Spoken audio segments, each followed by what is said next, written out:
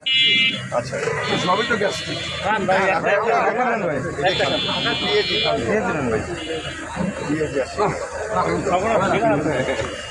গরম তো বাঙালি অফিসার এবং তার সহকর্মীদেরকে খুঁজে খুঁজে এই রাস্তা ক্লিয়ার করার জন্য পাঠায়, অর্থাৎ বাঙালিদের যারা রাস্তা ব্লক করে রেখেছে তাদেরকে হত্যা করে হলেও যাদের অস্ত্র নামাতে হয়।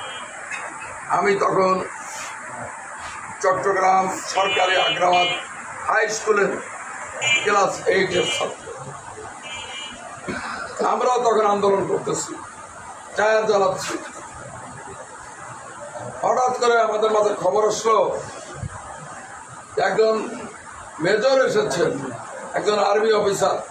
মনে আছে একটির নাম ছিল PNS বাবর, আরেকটি ছিল সোয়ার, আরেকটির নাম কি না, 3টি জাহাজে করে অস্ত্র আনা হয়েছে। কয়েকদিন খুব গোলাগুলি হয়, কিন্তু 30 লাখের মতো বাংলাদেশ জিয়া গাছের কথা এসেছে। উনি প্রথমবার হজ করতে গেছেন, প্রচণ্ড রোদ, মরুভূমি, তপ্ত বালুর ভিতরে আরাফাতের ময়দান, সেখানে অপেক্ষা করা যায় না। উনি এখান থেকে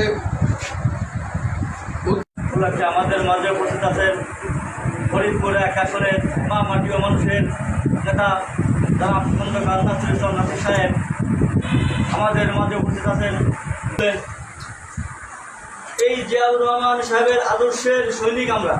আমরা অনেকেই তাকে দেখি নাই, তার নামের পর তার নামের কিভাবে তাকে হত্যা করা হলো। আমাদের যেহেতু আমাদের বিএনপির অভিভাবক আছেন, তিনি বিস্তারিতভাবে বলবেন।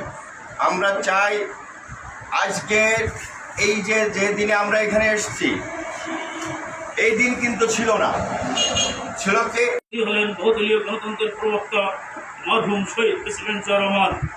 1975 সালে 25শে মার্চের আল্লাহর দেশ ধৈর্য করে শেখ মুজিবকে যখন বন্দী করেছিল, জাতির শেষ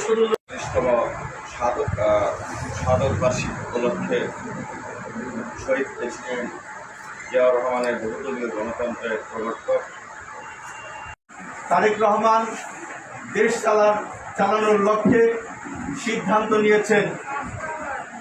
আমার দলের কোনো নেতা কর্মী দিয়েছেন, তখনই হাল ধরেছেন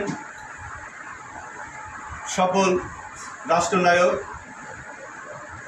বহু গণতন্ত্রের প্রবক্তা জিয়াউর রহমান আয়োজিত আজকের এই মহফিলে এই দেশের